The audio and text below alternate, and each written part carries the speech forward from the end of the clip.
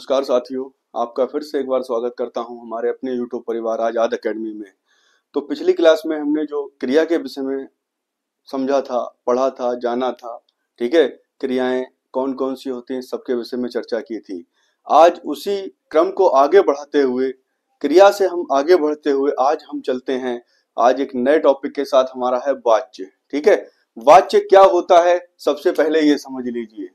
वाच्य होता है वाक्य को कहने का ढंग। वाक्य या बात, आप जो भी बात कह रहे हैं, को कहने का ढंग।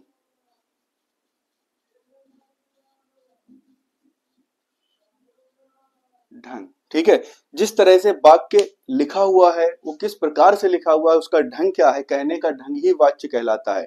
तो सबसे पहले देखिए, समझने के बाद वाच्य का मतलब हो गया आपका बात को कहने का ढंग या वाक्य को कहने का ढंग, ठीक है। तो वो ढंग क्या है, उसके बारे में आगे चर्चा करेंगे। तो सबसे पहले देखिए, अब जैसे चलिए आगे क्या, अभी देखिए थोड़ा सा, जैसे एक बात हम कह रहे हैं,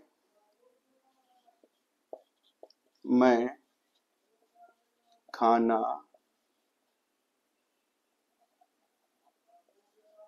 नहीं खाता हूं, ठीक है। एक तो ये हमने ढंग है, और हमने दूसरा लिख दिया, मुझसे खाना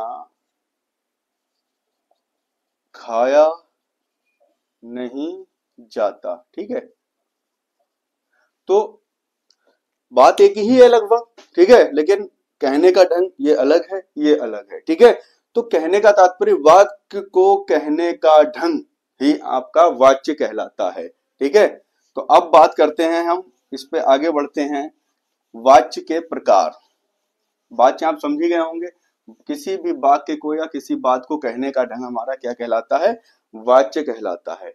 अब हम इसके प्रकार की बात करें तो नंबर एक इसका होता है कर्तृवाच्य,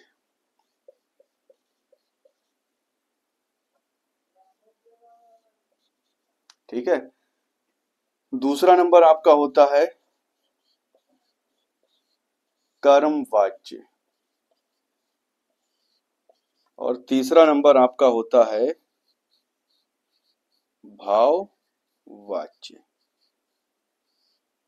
ठीक है। तो ये तीन प्रकार के आपके वाच्य होते हैं। कर्तृवाच्य, जिसे कर्तावाच्य भी कह सकते हैं, दूसरा आपका है कर्मवाच्य, और तीसरा है आपका भाववाच्य, ठीक है। तो ये तीन प्रकार के वाच्य होते हैं। सबसे पहले हम बात करते हैं कर्तृवाच्य। इसमें देखिए आपकी होती है कर्ता की प्रधानता, जैसे कि नाम से ही स्पष्ट है, इसमें कर्ता की प्रधानता होती है, ठीक है, ठीक है। कर्ता की प्रधानता होती है, क्रिया कर्ता के अनुसार चलेगी।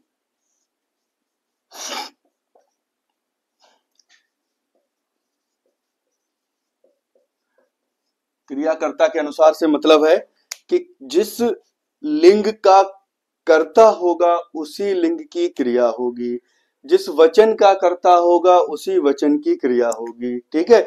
जिस पुरुष का कर्ता करता होगा उसी पुरुष की क्रिया होगी। कहने का तात्पर्य है, जैसे मैं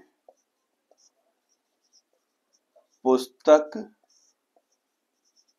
पढ़ता हूं, ठीक है। तो मैं आपका क्या है, उत्तम पुरुष का है। क्रिया भी आपकी पढ़ता हूं उत्तम पुरुष में ही प्रयुक्त होगी। दूसरी बात, मैं आपका है पुल्लिंग, तो क्रिया भी आपकी पुल्लिंग हो गई। अब यहाँ पढ़ती कर देते तो ये मैं स्त्रीलिंग में हो जाता, क्योंकि स्त्रीलिंग में यही सेम ही रहता है, ठीक है। इसके अलावा जैसे मैंने यहाँ लिखा राधा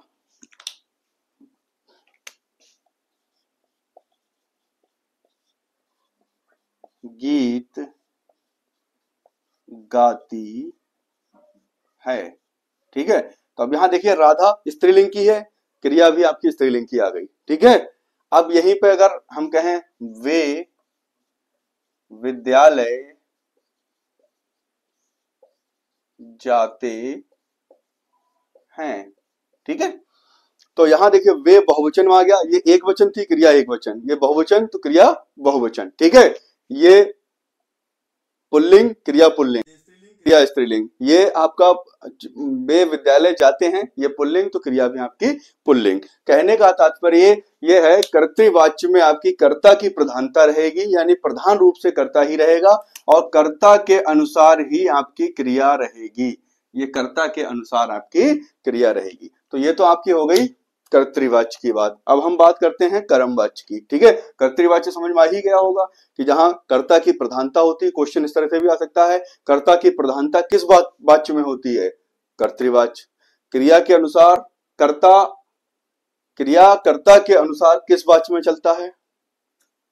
कर्मवाच्य, कर्तृवाच्य। ठीक है, इसी तरह अगर आपसे मतलब कर्तृवाच्य में किसकी प्रधानता होती है? कर्ता की प्रधानता। या राधा गीत गाती है, किस प्रकार का वाक्य है? तो वो आपका है कर्तृवाच्य। ठीक है, किस प्रकार का वाच्य है? कर्तृवाच्य। ठीक है, अब कर्मवाच्य देखिए, इसमें कर्म की प्रधानता,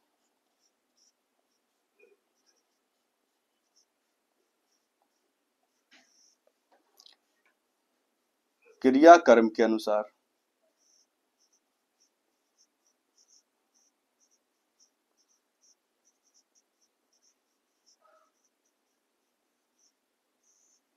जब जब कर्म की प्रधानता रहेगी तो क्रिया आपकी किसके अनुसार रहेगी? कर्म के ही अनुसार रहेगी। यानी जिस ये वाच्य में जिसकी प्रधानता होगी उसी के अनुसार क्रिया आपकी रहेगी। ठीक है, आगे बढ़ते हैं। देखिए इसका, जैसे मान लिया अब कर्म वाच्य, कर्म वाच्य में हम आगे बढ़ेंगे तो इसके उदाहरण देखेंगे। पहले ये समझ लीजिए, अगर अब जैसे मान लिया यहाँ कर्ता के अनुसार क्रिया चल रही, तो यहाँ कर्म के अनुसार क्रिया चलेगी। कर्म के अनुसार क्रिया चलने का मतलब क्या है कि अब जो है क्रिया, कर्ता का प्रभाव क्रिया पर नहीं पड़ेगा।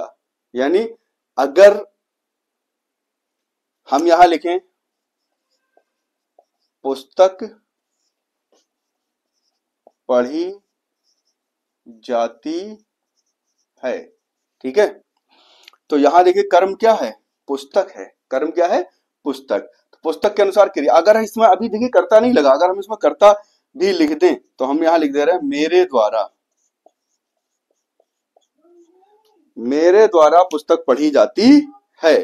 तो मेरे द्वारा अगर हम लिख दें, ठीक है, पुस्तक पढ़ी जाती है, तो अब यहां मैं आया, इसके अनुसार क्रिया नहीं आई। अब अगर यही पुस्तक है, ठीक है, अब यहां अगर हम पुस्तकें लिख दें तो क्रिया आपकी क्या हो जाएगी? जाती हैं।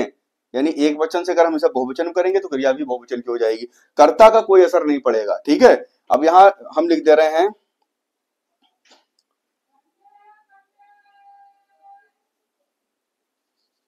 खाना खाया जाता है। ठीक है, तो यहां भी क्रिया कर्म के अनुसार। ठीक है, अब यहां तुम्हारे द्वारा खाना खाया जाता है, कोई फर्क नहीं पड़ेगा। अब जैसे राधा गीत गाती है, या हम लिख दें राधा के द्वारा गीत गाया जाता है, यहां लिख दे रहे हैं अगर हम राधा के द्वारा गीत गाया जाता है। ठीक है, तो अब ये देखिए स्त्रीलिंग हो गया, लेकिन क्रिया फिर भी आपकी गीत के अनुसार, ठीक है, पुल्लिंग ही रहेगी। ठीक है, तो कहने का तात्पर्य राधा के द्वारा पुस्तक पढ़ी जाती है। ठीक है, चाहे मोहन के द्वारा पुस्तक पढ़ी जाती है, राधा के द्वारा पुस्तक पढ़ी जाती है। कहने का तात्पर्य यह है कि अगर जैसे मान लीजिए पुस्तक है, पुस्तक आपकी स्त्रीलिंग है, तो क्रिया आपकी स्त्रीलिंग की ही रहेगी। ठीक है, अब यहाँ पर अगर हम मोहन के, चाहे मोहन के द्वारा लिख दें चाहे राधा के द्वारा लिख दें, क्रिया के ऊपर कोई फर्क नहीं पड़ेगा, क्योंकि यहाँ प्रधानता कर्ता की है ही नहीं। तो कर्ता कुछ भी आ जाए, कोई भी फर्क क्रिया पर नहीं पड़ेगा, क्योंकि फर्क किससे पड़ रहा है? कर्म वाच्य से पड़ रहा है। कर्म के अनुसार जब क्रिया चल रही, कर्म वाच्य में है तो कर्म के हिसाब से ही क्रिया रहेगी और कर्म से ही क्रिया पर फर्क पड़ेगा, असर आएगा। ठीक है, तो ये तो आपका हो गया कर्तृवाच्य, कर्मवाच्य। अब देखिए आता है भाववाच्य। ठीक है, तो भाववाच्य में हम क्या देखते हैं? भाववाच्य, भाववाच्य में देखिए भाव की प्रधानता रहती है, क्या की? भाव की प्रधानता, और क्रिया भाव के अनुसार ही चलेगी इसमें।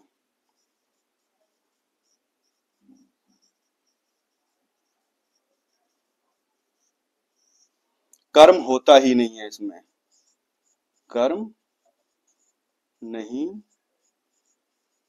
होता है।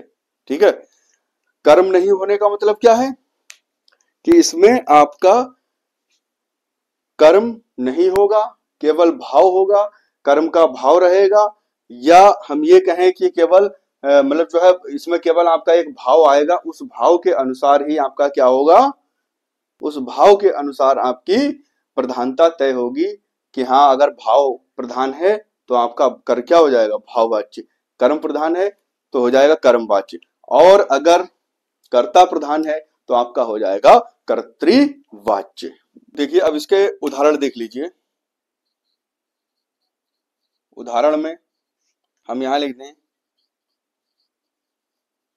मोहन से टहला भी नहीं जाता है। ठीक है, तो यहां क्या है, यह भाववाच्य है। अभी वो भी क्लियर कर देंगे। ठीक है, धूप में चला नहीं जाता। ठीक है, अब मेन देखिए क्या है, मेन ये है कि अभी हमने आपको सकर्मक और अकर्मक क्रिया पढ़ाई थी।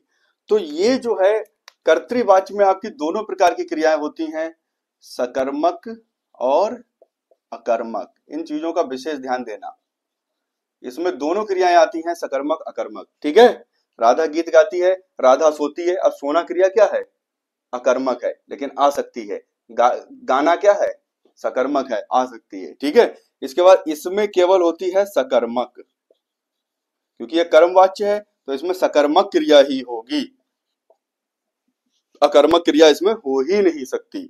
और भाववाच्य है, इसमें क्रिया आपकी होगी अकर्मक, इसमें आपकी सकर्मक क्रिया हो ही नहीं सकती, अकर्मक।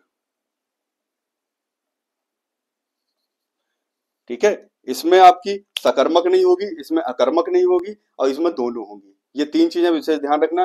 जैसे मोहन से टहला भी नहीं जाता, हमने आपको सकर्मक अकर्मक की पिछले क्लास में पहचान बताई ही है। अगर वो पहचान आपको रहेगी तो आपको कोई दिक्कत नहीं होगी भाववाच्य और कर्मवाच्य और कर्तृवाच्य को पहचानने में। ठीक है, इसमें कर्ता की प्रधानता, इसमें कर्म की प्रधानता, इसमें भाव की प्रधानता, और उसके साथ साथ इसमें सकर्मक अकर्मक दोनों क्रियाएं रहती हैं। इसमें केवल सकर्मक क्रिया रहती है, इसमें केवल अकर्मक क्रिया रहती है। तो ये आपका वाच्य कंप्लीट होता है। और अगर इसमें कोई भी दिक्कत है तो आप कमेंट करके पूछ सकते हैं। बाकी मिलते हैं आपसे हम अगली नेक्स्ट वीडियो में। कल मिलेंगे हम नेक्स्ट वीडियो में। अब आपको पर डे क्लास देखने को मिलेगी। चलिए आज के लिए इतना ही साथियों, धन्यवाद, और कल एक नई क्लास के साथ हम आपसे मिलते हैं।